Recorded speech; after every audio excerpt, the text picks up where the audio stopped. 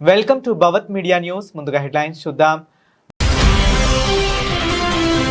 Hormuz జలసంధిలో America రహస్య operation బయటపెట్టిన ట్రంప్.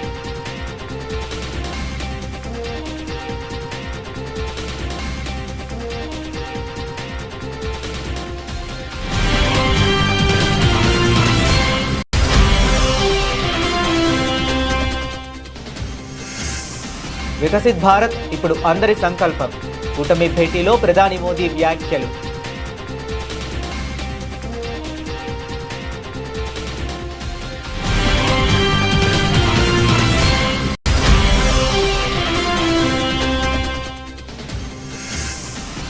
ప్రధాని మోదీ అధ్యక్షతన నీతి ఆయోగ్ 11వ పాలనా మండలి సమావేశం.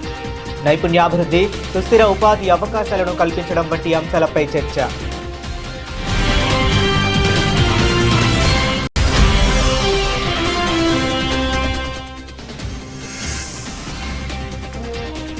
రాజస్థాన్ కాంగ్రెస్ లో మళ్లీ విభేదాలు. గెహ్లట్ కు పైలట్ కౌంటర్ వ్యక్తిగత శత్రుత్వం లేదన్న పైలట్.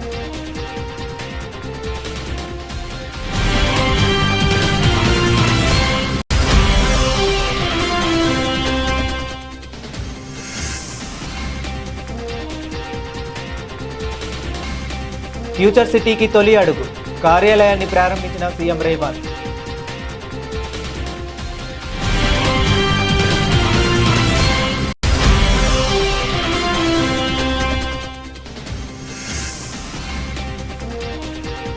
పేపర్ లీకుల్లో చంద్రబాబుదే రికార్డు. ఏపీ సీఎంపై మాజీ ముఖ్యమంత్రి వైఎస్ జగన్ విమర్శలు.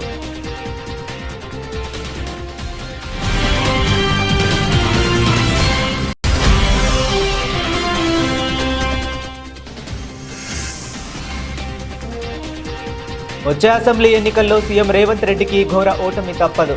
హెచ్చరించిన నిజామాబాద్ ఎంపీ బీజేపీ నేత ధర్మపురి అరవింద్.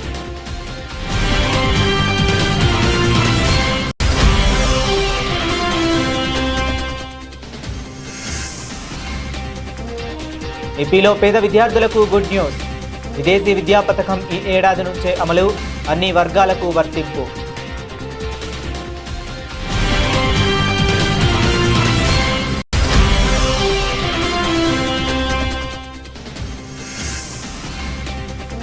రాష్ట్రంలో మావోయిజం అంతరించింది.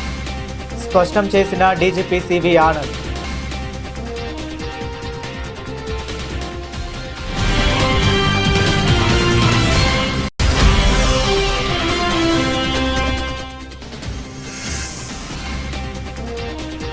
బెందులూరులో ప్రజాస్వామ్యం కూనరిల్లిపోయింది. టీడీపీ నేత సంచలన వ్యాఖ్యలు.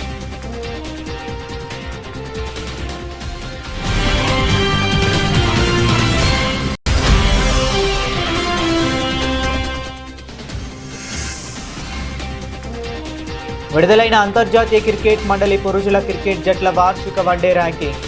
నెంబర్ 1గా టీమిండియా.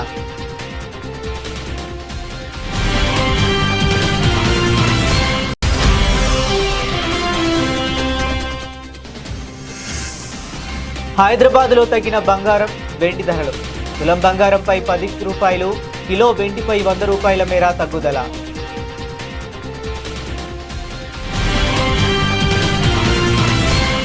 అమెరికా అధ్యక్షుడు డొనాల్డ్ ట్రంప్ ఒక సంచలన విషయాన్ని వెల్లడించారు.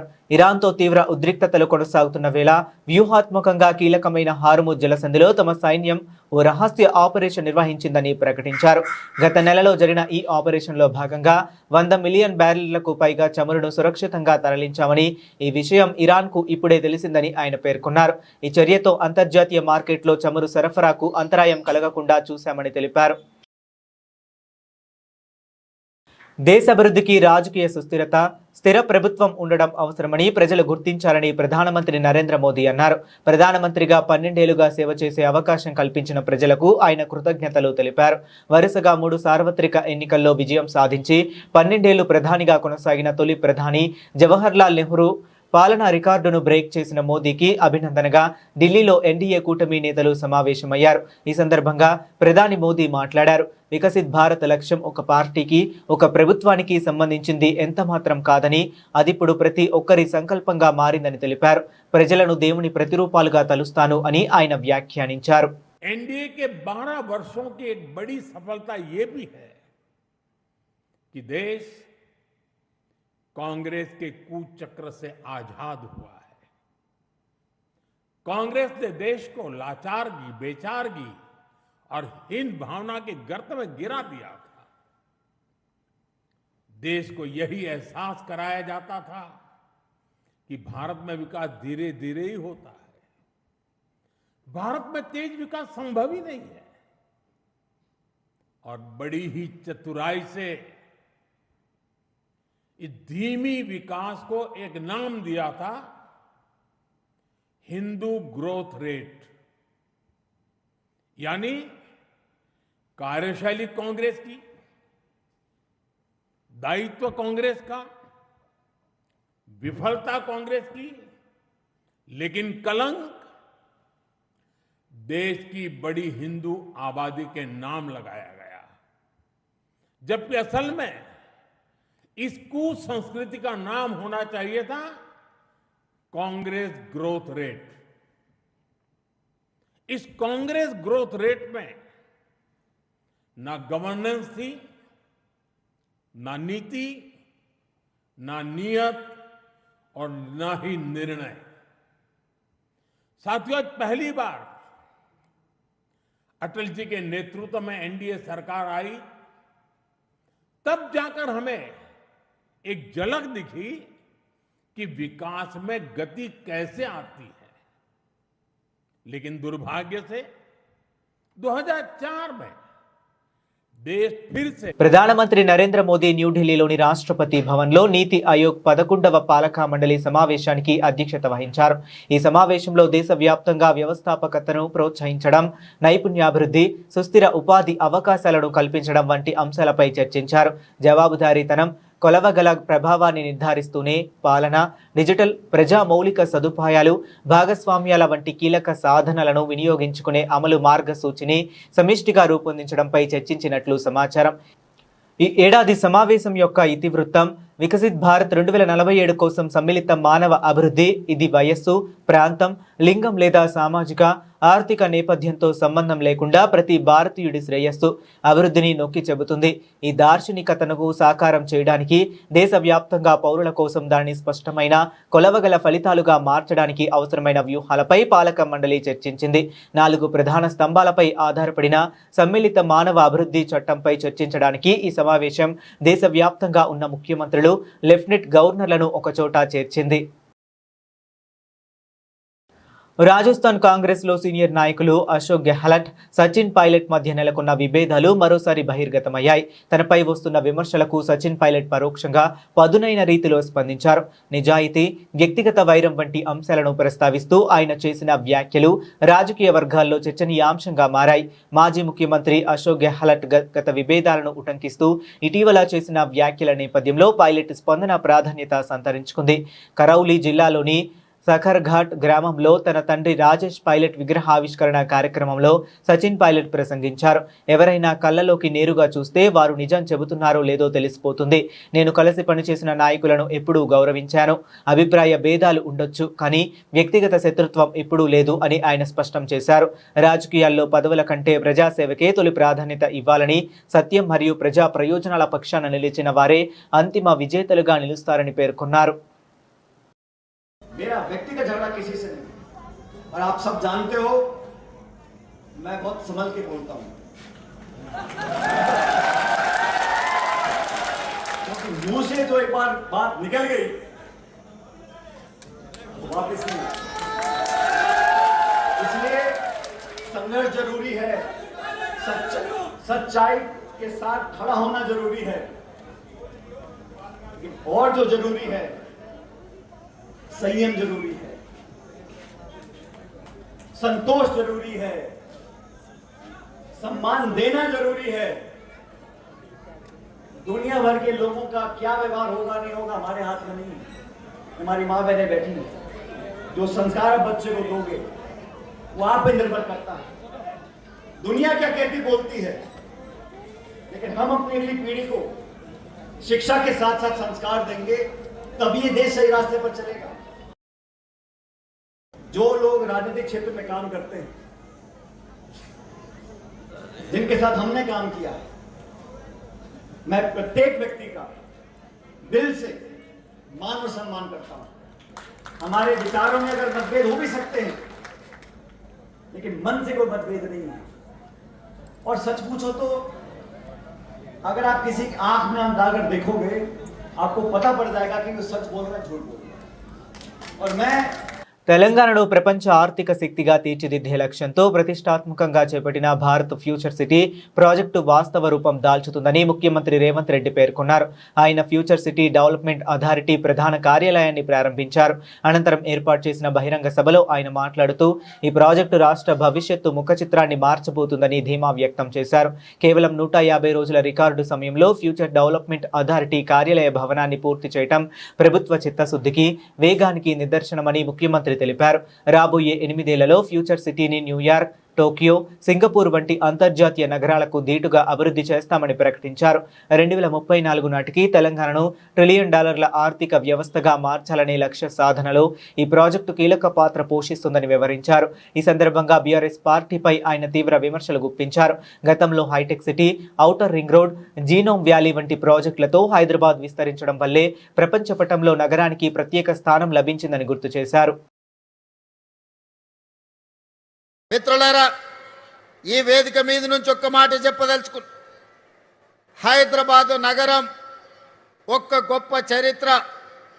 ఆనాటి కులీ కుతుబ్ షాయిలు కానీ, నిజాం నవాబులు కానీ హైదరాబాదు నగరాన్ని అద్భుతంగా విస్తరించడం వల్ల ఈనాడు ప్రపంచ పటంలోనే హైదరాబాదు నగరానికి ఒక గుర్తింపు వచ్చింది.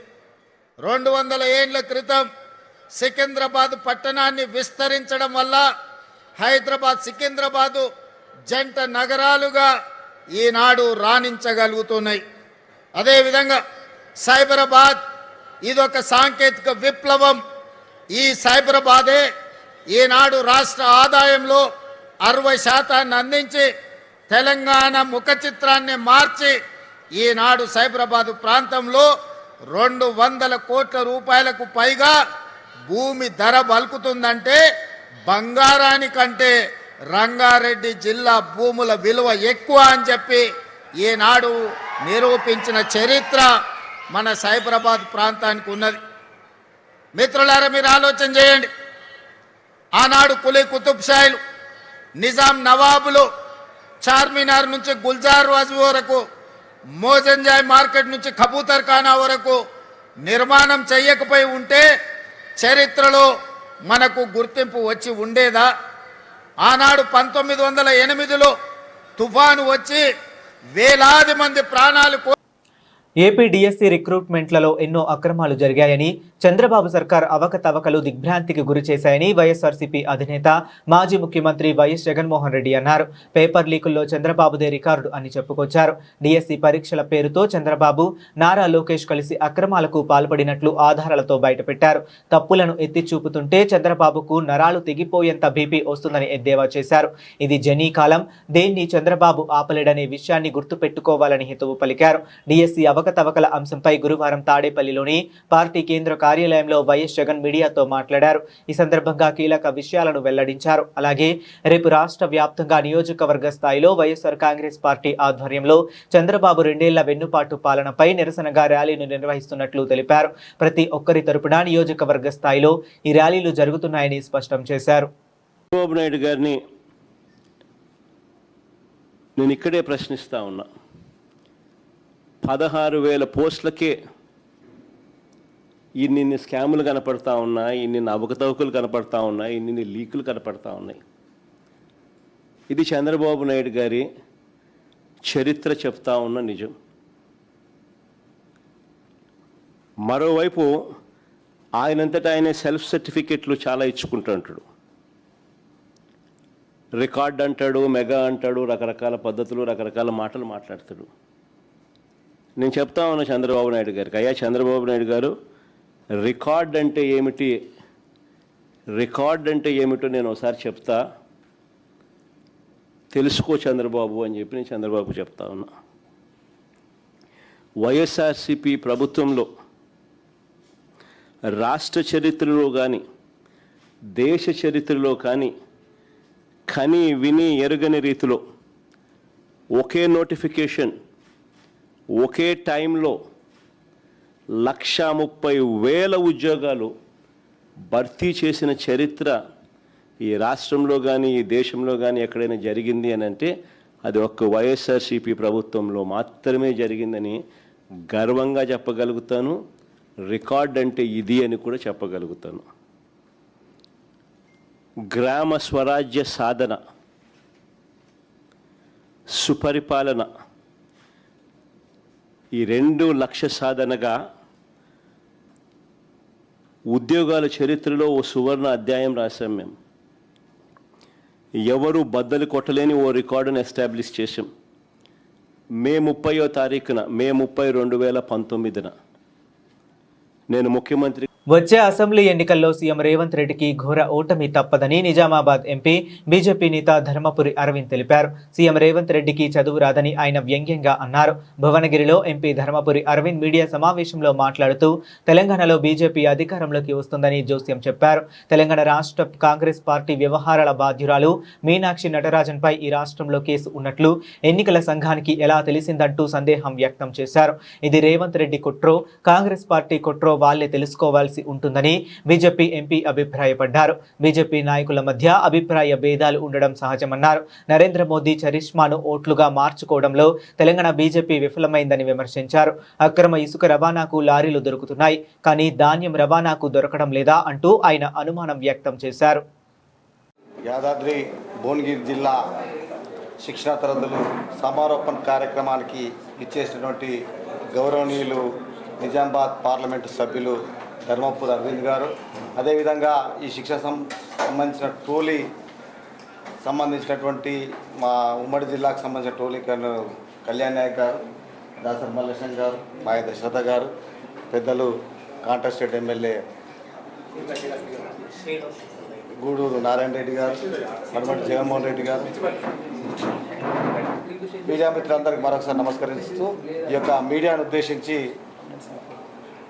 నరేంద్ర మోడీ గారి 12 సంవత్సరాలు సందర్భంగా మాట్లాడవలసిందిగా అరవింద్ గారిని కోరుతా ఉన్నాం. మీడియా మిత్రులందరికీ నమస్కారం. భువనగిరి జిల్లా అధ్యక్షులకి, భువనగిరి జిల్లా నాయకులందరికీ, నారాయణ రెడ్డి గారికి, ఇతర సీనియర్ కార్యకర్తలందరికీ, మీడియా మిత్రులందరికీ నమస్కారం తెలియజేస్తూ అందరికీ కూడా మన ప్రియతమ ప్రధానమంత్రి 12 సంవత్సరాలు పూర్తి చేసుకున్న శుభాకాంక్షలు తెలియజేస్తా ఉన్నాను. ఒక ఎలక్టెడ్ ప్రజలచే ఎన్నుకోబడ్డ కంటిన్యూస్గా 12 సంవత్సరాలు ప్రజాసేవలో ప్రధానమంత్రిగా ఉన్న మొట్టమొదటి వ్యక్తి నరేంద్ర మోడీ గారు ఇవాళ 12 సంవత్సరాలు పూర్తి చేసుకుంటున్నారు. ఇదివరకు ఉన్న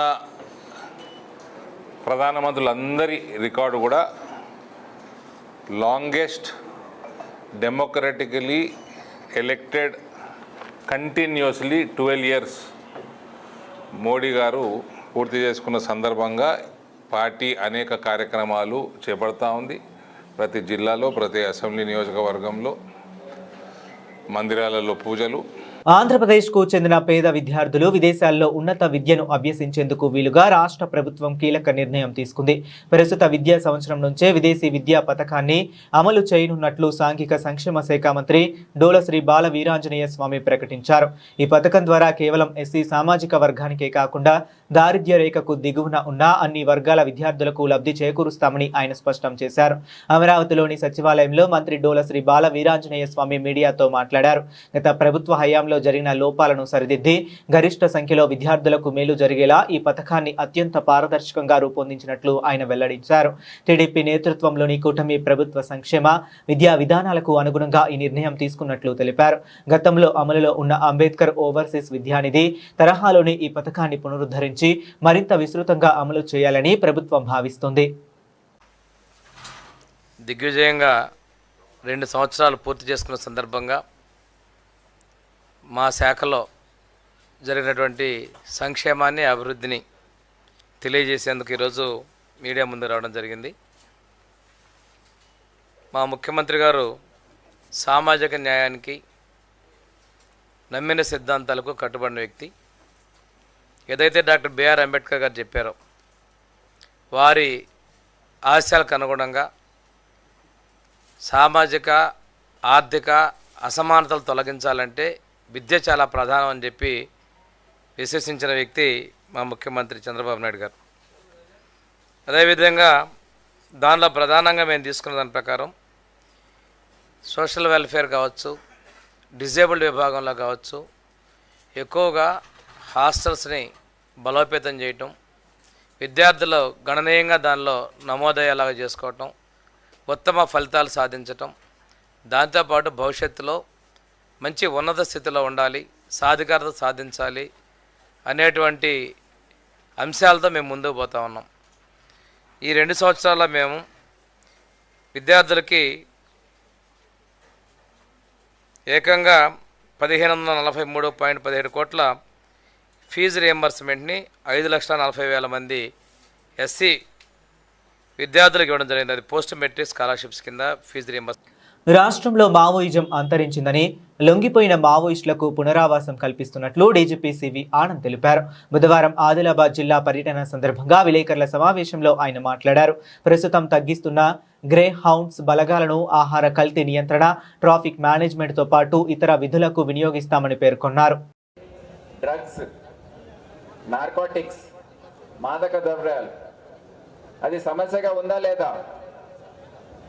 ప్రతి గ్రామంలో మన పిల్లలు స్కూల్ పోయి ఏం చేస్తున్నారో మనకు తెలియదు, కాలేజ్ పోయి ఏం చేస్తున్నారో తెలియదు, ఎవరితో తిరుగుతున్నారో తెలియదు, ఎవరితో కూర్చొని ఏ గాంజా ఏది తాగుతున్నారో తెలియదు. అటువంటి ఆ పరిస్థితి ఉంది ఇప్పుడు. సో అందరము కలిసి కట్టుగా దీనిపైన ఒక యుద్ధం లెక్క చేస్తే గానీ మన భవిష్యత్తు పాడైపోయే అవకాశం ఉంది. ప్రతి గ్రామంలో మీరందరూ యువకులు కొంతమంది ముందుకొచ్చి ఇది ఎట్టి పరిస్థితుల్లో కంట్రోల్ చేయాలనే మీరు ఎస్పీ గారు, మా ఆఫీసర్స్, ఎస్ఐలు వాళ్ళతో కలిసి ఇది చేయకపోతే మనము మన భవిష్యత్తు పాడు చేసుకున్నట్టే. కొంతమంది అక్కడక్కడ కూర్చొని కొడుతున్నారా, కనబడతారా అప్పుడప్పుడు? మీరు వాళ్ళని కంట్రోల్ చేయాలి.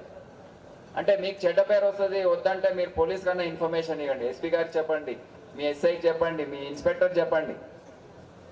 మేము వచ్చి కౌన్సిలింగ్ చేస్తాం. వాళ్ళని పట్టుకొని పోయి కేసులు ఏం పెట్టాము, వాళ్ళని తీసుకుపోతాం, కౌన్సిలింగ్ చేస్తాం, టెస్టింగ్ చేస్తాం, వాళ్ళకి ఏమైనా అవసరం ఉంటే రీహాబిలిటేషన్ సెంటర్లో పెడతాం.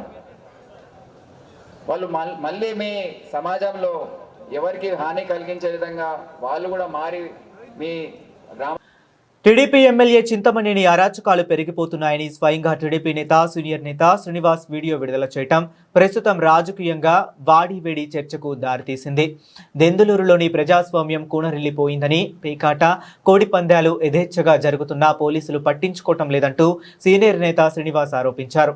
అధికార పార్టీకి చెందిన సీనియర్ నేత వీడియో చూసిన తర్వాత కూడా ఇది మంచి ప్రభుత్వమే అంటారా అంటూ స్థానికులు మాట్లాడుకుంటున్నారు.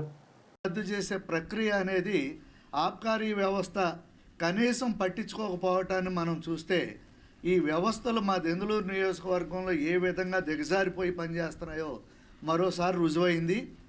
ఇక్కడ మా దెందులూరు నియోజకవర్గంలో ప్రజాస్వామ్యం కూని అయ్యి వ్యక్తిస్వామ్యం నడుస్తుంది. వ్యవస్థలన్నీ కూడా వ్యక్తిస్వామ్యం చుట్టూ చేరి వ్యక్తిస్వామ్యం ప్రకారం నడుస్తున్నాయి. ఎందుకంటే పోలీసు డిపార్ట్మెంట్ వారు కూడా ఈ మధ్యన డ్రోన్స్ ప్రయోగించి పేకాట్లో కోడిపందాలు ఉంటే పట్టుకోవటం మనం చూస్తున్నాం. దురదృష్టవశాత్తు ఆ డ్రోన్లు జగన్నాథపురంలో రోజు జరిగే కోడిపందాలని చిత్రీకరించవు. అదే డ్రోన్లు పోలవరం కాలువ మీద రోజు మట్టి దందా జరుగుతుంటే ఒక్క డంపర్ కానీ ఒక్క మట్టి ట్రాన్స్పోర్టేషన్ కానీ ఆ డ్రోన్లు ఎక్కడా కూడా చిత్రీకరణ చేయు. దీన్ని బట్టి మనకు అర్థమయ్యేది ఏంటి అంటే ఈ నియోజకవర్గంలో కార్యనిర్వాహక వ్యవస్థ అనేది అట్టర్ అంతర్జాతీయ క్రికెట్ మండలి తాజాగా విడుదల చేసిన పురుషుల వార్షిక వన్డే ర్యాంకింగ్స్లో టీమిండియా తన అగ్రస్థానాన్ని నిలబెట్టుకుంది. గత 3 ఏళ్ల ప్రదర్శనను పరిగణలోనికి తీసుకుని ఐసీసీ ఈ ర్యాంకింగ్స్ను ప్రకటించింది. అయితే ఈ ప్రక్రియలో భారత్ రేటింగ్ పాయింట్లు 119 నుంచి 118కి స్వల్పంగా తగ్గాయి. దీంతో తొలి 2 స్థానాల్లో ఉన్న భారత్, న్యూజిలాండ్ జట్ల మధ్య పాయింట్ల వ్యత్యాసం 8 నుంచి 5 పాయింట్లకు పడిపోయింది. ప్రస్తుతం కివీస్ జట్టు 2 పాయింట్లను మెరుగుపరుచుకొని 113 రేటింగ్ పాయింట్లతో 2వ స్థానంలో కొనసాగుతుంది. ఇక ప్రపంచ ఛాంపియన్ ఆస్ట్రేలియా జట్టు ఎలాంటి మార్పు లేకుండా 109 పాయింట్లతో 3వ స్థానాన్ని దక్కించుకుంది. టాప్ 10లో జరిగిన ఏకైక మార్పు ఏమిటంటే పాకిస్తాన్ను వెనక్కు నెట్టి దక్షిణాఫ్రికా 4వ స్థానానికి చేరుకుంది. కాగా వన్డేలతో పాటు టీ20 ర్యాంకింగ్స్లోనూ భారత్ నెంబర్ 1 స్థానంలోనే కొనసాగుతుండడం గమనార్హం. హైదరాబాద్ బులియన్ మార్కెట్లో బంగారం, వెండి ధరల పతనం గురువారం కూడా కొనసాగింది. దేశవ్యాప్తంగా చోటు చేసుకున్న మార్కెట్ సవరణలకు అనుగుణంగా స్థానికంగా పసిడి, వెండి ధరలు స్వల్పంగా క్షీణించాయి. బుధవారం నాటి భారీ పతనం అనంతరం నేడు కూడా ధరలు తగ్గుముఖం పట్టడం గమనార్హం. గుడ్ రిటర్న్స్ గణాంకాల ప్రకారం గురువారం ఉదయం హైదరాబాద్లో 10 గ్రాముల 24 క్యారెట్ల బంగారం ధర ₹10 మేర తగ్గి 1,48,850 వద్ద ట్రేడ్ అవుతుంది. అదేవిధంగా 10 గ్రాముల 22 క్యారెట్ల బంగారం ధర కూడా ₹10 క్షీణించి 1,36,440గా నమోదైంది. ఇక 18 క్యారెట్ల బంగారం ధర 1,11,630 వద్ద కొనసాగుతుంది. ఇక వెండి ధరల్లోనూ ఇదే విధమైన ధోరణి కనిపిస్తుంది. కిలో వెండిపై ఏకంగా ₹10,000 తగ్గుదలతో ప్రస్తుతం 2,59,900 వద్ద విక్రయాలు కొనసాగుతున్నాయి. ఇటీవల పసిడి ధరలు రికార్డు స్థాయికి చేరడంతో మదుపర్ల లాభాల స్వీకరణకు మొగ్గు చూపడం, అంతర్జాతీయ పరిణామాలు వంటి కారణాలతో ధరలు తగ్గాయని మార్కెట్ విశ్లేషకులు అంచనా వేస్తున్నారు. బులెటిన్ ముగించే ముందు మరొకసారి హెడ్లైన్స్ చూద్దాం.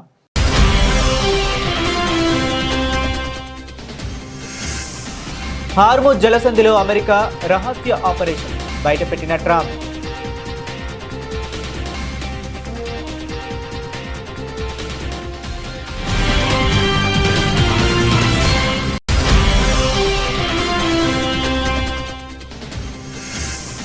వికసిత్ భారత్ ఇప్పుడు అందరి సంకల్పం.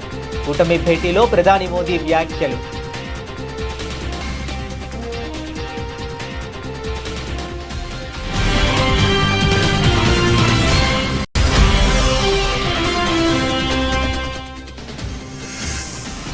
ప్రధాని మోదీ అధ్యక్షతన నీతి ఆయోగ్ 11వ పాలనా మండలి సమావేశం. నైపుణ్యాభివృద్ధి, సుస్థిర ఉపాధి అవకాశాలను కల్పించడం వంటి అంశాలపై చర్చ.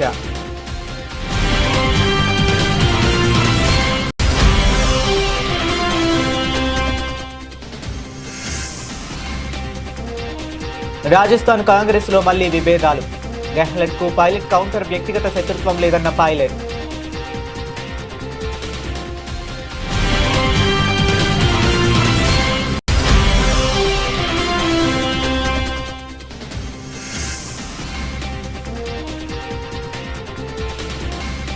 ఫ్యూచర్ సిటీకి తొలి అడుగు. కార్యాలయాన్ని ప్రారంభించిన సీఎం రేవంత్.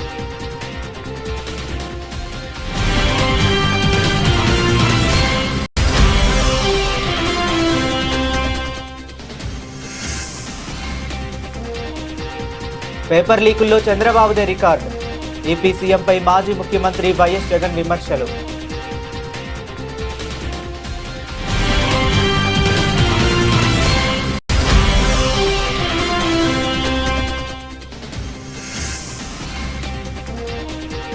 వచ్చే అసెంబ్లీ ఎన్నికల్లో సీఎం రేవంత్ రెడ్డికి ఘోర ఓటమి తప్పదు.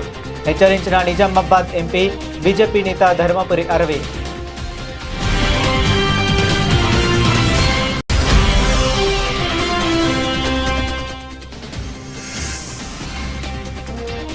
ఏపీలో పేద విద్యార్థులకు గుడ్ న్యూస్. విదేశీ విద్యా పథకం ఈ ఏడాది నుంచే అమలు. అన్ని వర్గాలకు వర్తింపు.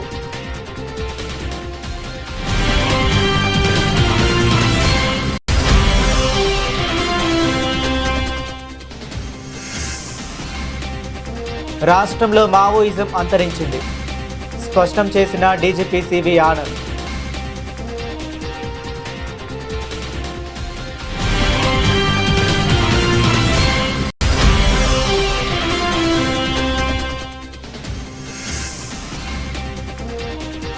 దెందులూరులో ప్రజాస్వామ్యం కూనరిల్లిపోయింది. టీడీపీ నేత సంచలన వ్యాఖ్యలు.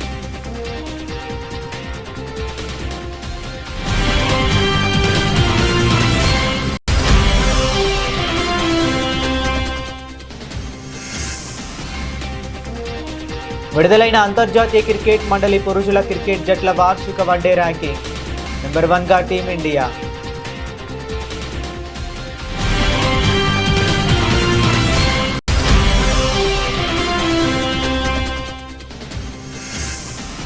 హైదరాబాద్లో తగ్గిన బంగారం, వెండి ధరలు. తులం బంగారంపై 10 రూపాయలు, కిలో వెండిపై 100 రూపాయల మేర తగ్గుదల.